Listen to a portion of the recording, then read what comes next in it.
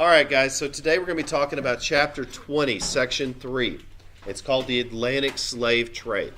And so, to meet growing labor needs, Europeans began to travel to West African states and trade for slaves and bring them over to the New World. We're going to talk about that process. Ubiquitous wars that raged through Europe during most of the 17th century were fought not only for territory and power. They determined who would dominate the New World and control the African trade. Those wars overwhelmingly resulted in British domination because it was England's mastery of the sea, which was particularly clear in the 18th century, that enabled Britain really to dominate the slave trade as a whole. Britain turned the slave trade into an industry. Its ships alone carried an estimated 3 million Africans to the Americas.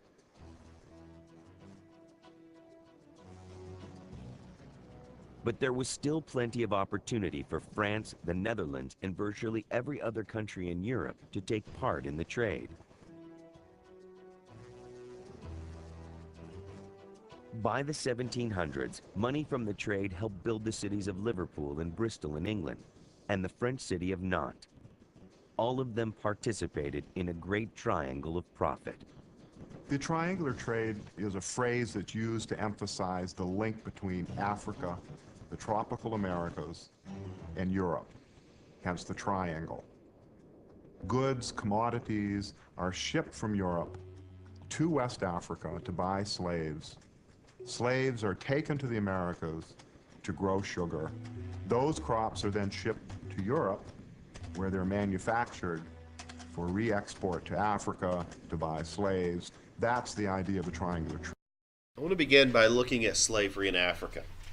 Slavery as an institution was a part of human history from the very beginning, and has been commonplace in the world until the mid-1800s. Slavery can still be found in some parts of the world. And, the Roman Empire was built on slavery. The Spartan city-state was built on slavery. Slavery as a practice is something we have to reckon with in our past. And while slavery, of course, is considered evil today, that was not part of the cultural norm for much of human history. Yet, slavery was typically associated with warfare. When the Spartans conquered the Dorians, they made slaves of the people. When the Athenians conquered the Melians, they made slaves of the women and children. And again, this practice was seen as common. And even, with the spread of new cultures like Islam, the practice of slavery and the slave trade, that is, importing and exporting human beings across national boundaries, became commonplace. And that slave trade, I guess, is where I want to focus a lot of my attention. How slavery in Africa, within the continent of Africa, was usually based on warfare, just like the Greeks, like the Romans, where prisoners of war would be captured and forced to work as slaves. And they could sometimes escape, they could sometimes be set free, and they were near their home countries and families. But yet the Atlantic slave trade facilitated the forced movement of millions of Africans to the Western Hemisphere. Now, we also learned about the encomienda system and about how when the Spanish colonized the New World, they made slaves of the Native Americans. And they intermarried with the Native Americans. And of course, that's where the ethnic term mestizo comes from. Some of you may have Native American blood and Spanish blood. And that goes back to that history of encomienda. Well, encomienda was abolished by the Spanish king, Charles V. And one of the big reasons wasn't based on a moral decision. That's where people get confused. Encomienda, the enslavement of natives, wasn't based on a decision to abolish slavery. it was an economic decision. Native American slaves died. They were susceptible to European diseases. They could escape because they had neighboring tribes who would help them. They had families nearby. They were unreliable slaves. And so Spanish colonies began to import African slaves for a couple of reasons. Number one, they had been exposed to Europeans for years due to trade going back and forth across the Sahara. Being imported, meaning they weren't from these countries, it made it more difficult for them to escape. And of course, the African states of Ghana, Mali, Niger, Songhai were established farming communities. And so these African slaves had many of the skills needed on plantation work. So Spain and Portugal were the leading countries in the slave trade. In fact, by 1650, 300,000 enslaved Africans had been brought to the Spanish colonies alone. Portugal brought many more to sugar plantations in Brazil. And so the ethnic makeup of the Western Hemisphere was deeply affected by this slave trade. If you have descendants of Spanish origin, or of Portuguese origin, or of English origin, then your families might have come here as indentured servants. They might have bought tickets and came as colonists. But if you have African American descent or ethnicity, it's very likely that your ancestors came as slaves. And so it's a different story. Historians call it the Middle Passage, a serene phrase for a deadly crossing. More to the point is this contemporary account. Were the Atlantic Ocean dried up today, one could trace the pathway between the slave coast of Africa and America by a scattered roadway of human bones.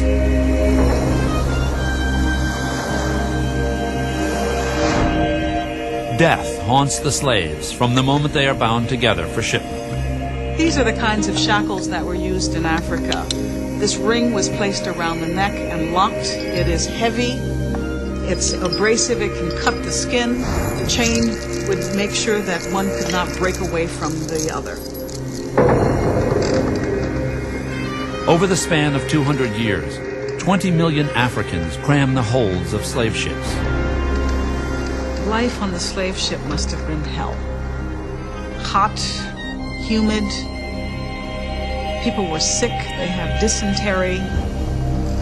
Shipborne diseases claim 10 million dead. You have schools of sharks that regularly followed these slave ships because they knew that, in fact, they would get these bodies thrown overboard on a fairly regular basis. Now, from 1690 to 1807, England dominated the slave trade as well. In fact, about 400,000 enslaved Africans were brought to North America alone. And so North Carolina was an English colony. It was a plantation-based economy. If you drive east toward the coast, guess what you'll see? Huge farms. Go east of Charlotte, what do you see? Huge farms. Many of these farms have been there since the 1600s. And they were once employed by large labor forces of enslaved Africans. Now, where are these slaves coming from? A Portuguese slave ship lands on the coast of Ghana. Well, there's a harbor there. They dock their boat and they go to the shops. And there are auctions for human beings. And these people have been caught in various wars. They have an entire industry based around this. And so a company may serve the function of going into a tribe and kidnapping people and leading them into one of these ports and waiting for a Portuguese ship to come. So the Portuguese ship comes, they trade whatever products, value, gold maybe, weapons, finished products, And of course, they load up their boat with these people. Um,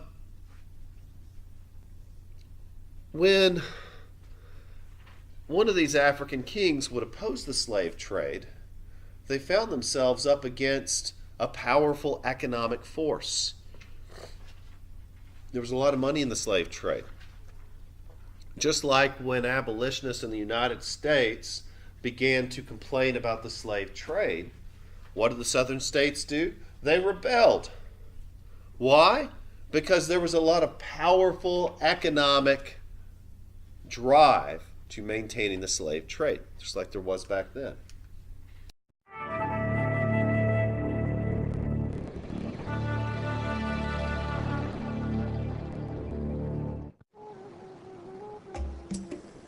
Historians estimate that between 1500 and 1870, more than 11 million men and women were carried across the Atlantic Ocean in ships like these. The passengers were forcibly transported from Africa to the West Indies, Brazil, or other lands of the Americas. These people were enslaved Africans, and their lives on board the slave ships were filled with pain, suffering, and death. In the 1500s, Europeans saw enslaved Africans as a source of inexpensive labor for their colonies.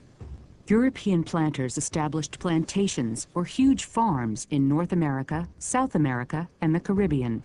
As the plantations grew, more slaves were needed to work on them.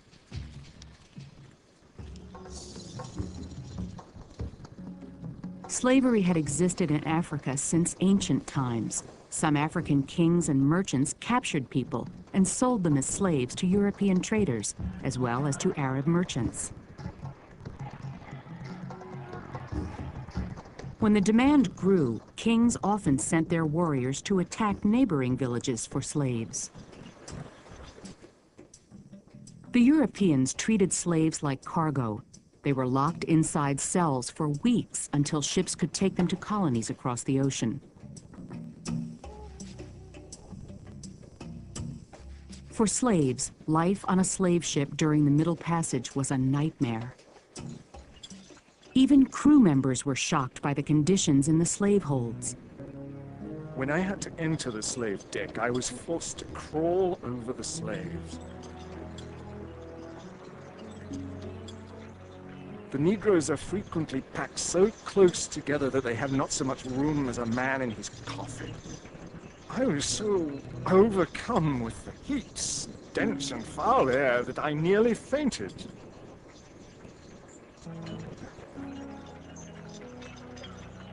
It was only with assistance I could get on deck. Alexander Falconbridge. Although the transatlantic slave trade, the bringing of slaves from Africa to the Americas, was abolished by U.S. law in 1804, some traders chose to ignore the law. They continued to capture Africans and transport them across the Atlantic. But now I want to talk about this, global economic system called triangular trade. You see, European businesses or these Portuguese boats would load up manufactured products, guns, clothing, even textiles were a valuable commodity, or any type of manufactured good, and they would take those to the West African states, particularly guns to the West African states, and then trade them for slaves. They would bring the slaves over to the New World, to colonies in Brazil, in Mexico, in Cuba, in Florida, in the Carolinas. And of course they're trading slaves and they're loading up their boats with raw materials, cotton, rice, tobacco, sugar, and they're loading all these in the cargo hold and they're taking them back to Europe and then repeating the process. Now, the Middle Passage is something that's become legendary in the history of the slave trade, and that is loading a boat full of human beings. And what I'm about to show you is somewhat disturbing. As we watch this clip on the Middle Passage from the movie Amistad, I want you to understand that loading these boats full of human beings and the deprivations and the horrible conditions these people had to endure led to casualty rates as high as 20%.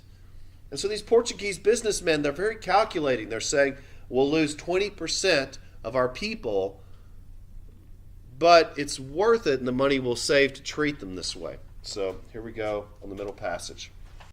First off, I just wanted to show you a diagram of a Portuguese slave ship. And of course, you can see how these people are stacked. And they have to ride this way in a boat for months. And there are multiple levels of this. And there was a method to put as many people in as possible. And these people have to stay there like that for months at a time. You know, you can start to understand why 20% of them might have died.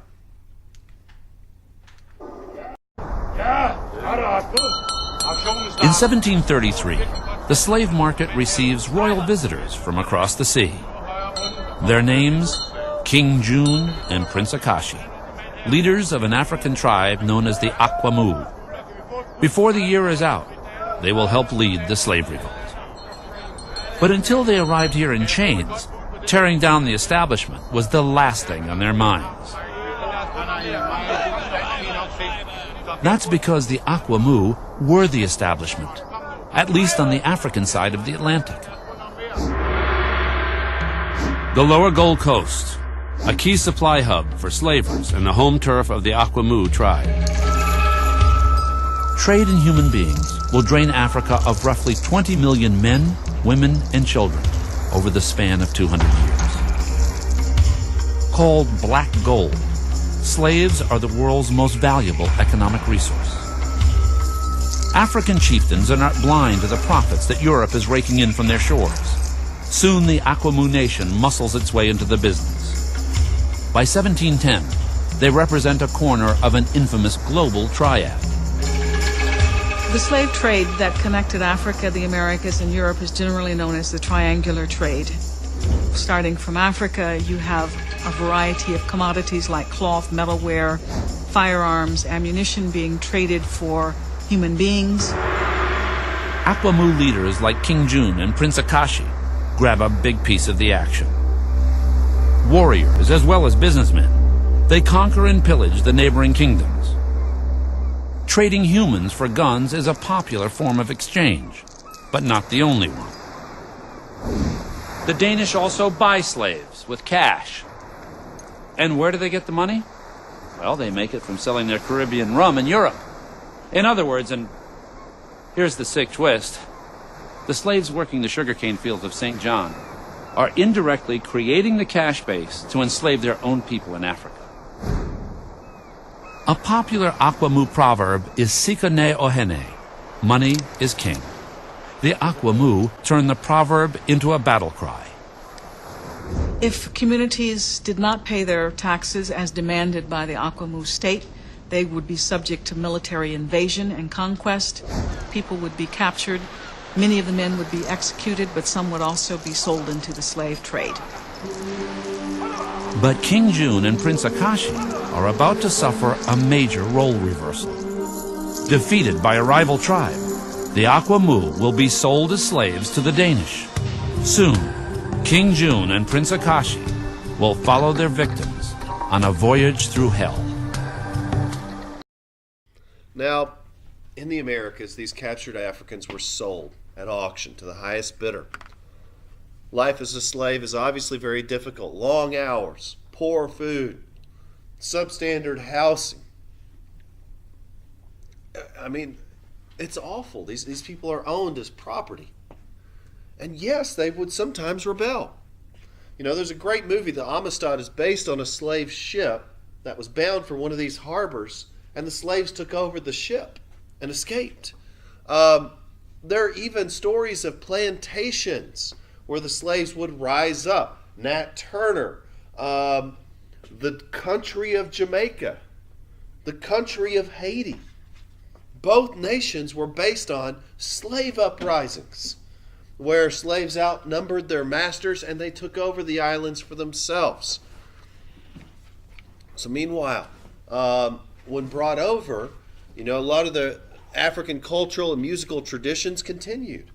So a lot of the artists that you guys mentioned, a lot of those influences that go into jazz and R&B and rock and roll really can be traced way back, to these stories of resistance and continuing cultural tradition.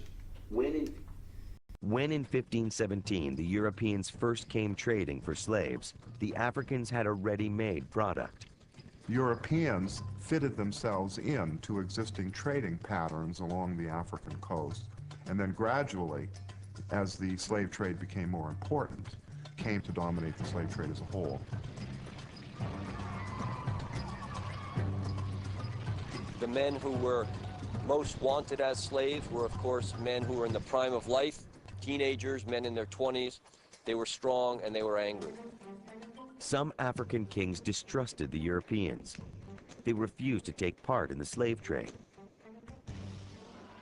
Other African rulers and merchants fought vicious battles against the Europeans for control of the trade.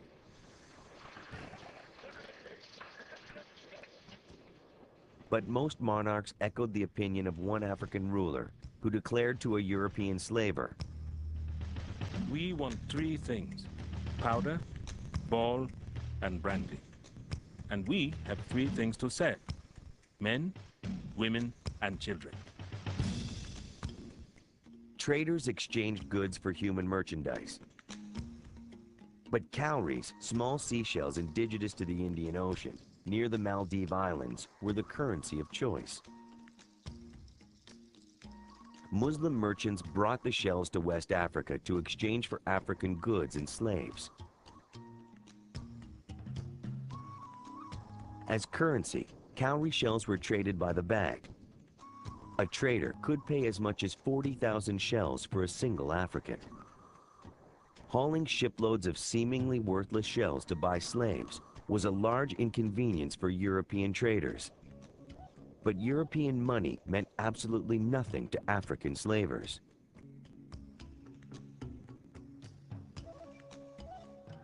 As profits increased for Africans and European slavers, they increased their raids on villages. The west coast of Africa, from Senegal in the north to Angola in the south, was so thoroughly covered by slave traders that entire populations moved inland. But the slavers followed them deeper into the African interior. The slaves came from all different parts of West Africa. Early on in the slave trade, they came from relatively near the coast. Later, they would be marched sometimes for 2 or 3 months from inland. Captured Africans were marched in long lines called coffles. Bound and tied together, they were moved as quickly as possible to the sea. Many never made it to the coast. They died from exhaustion, or they were executed if they couldn't keep up. The survivors were sold to African or European middlemen known as factors. The European factor would work on the coast. He would be the middleman, the exchange merchant who would arrange to buy the slaves in exchange for other goods. Waiting for the ships, factors would accumulate hundreds of slaves in their compounds. The compounds where slaves were kept were called factories, but they weren't manufacturing anything. They were more like holding pens. One African monarch controlled a compound with factories for 4 countries: France, England, the Netherlands, and Portugal. In 1481, in a fishing village off the coast of Guinea, the Portuguese built Elmina. It was a massive fort intended to guard gold and ivory shipments from West Africa to Lisbon. But in 1517, Spain commissioned Portugal to deliver the first African slaves to the Americas. In time, slaves became more valuable than gold.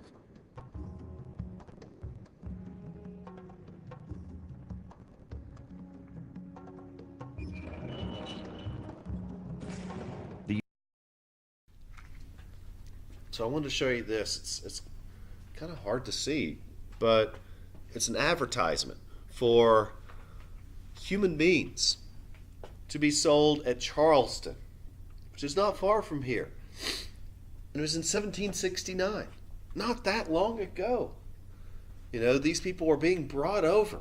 It says 39 men, 15 boys, 24 women, 16 girls to be sold at auction. So what are some of the consequences of the slave trade? Well, many African villages were depopulated. Many families were disrupted. And we have to deal with the legacy that the history of the United States, the great experiment in democracy, was founded and built upon the work of slaves. One of the great ironies when we go to D.C. and we tour our nation's capital is that when we're walking outside the Capitol, and I'll try to remind you, there's a statue on top called Freedom. And that statue was made by a slave. Slaves built many of the monuments that date back to early American history. Slaves built the U.S. Capitol. And of course, we have to understand that a lot of the economic prosperity that has given us the life we are is based on that system. And of course, today it affects our culture. I mean, you guys mentioned many, amazing people that have enriched and influenced our culture. And it does. It affects the population of our country.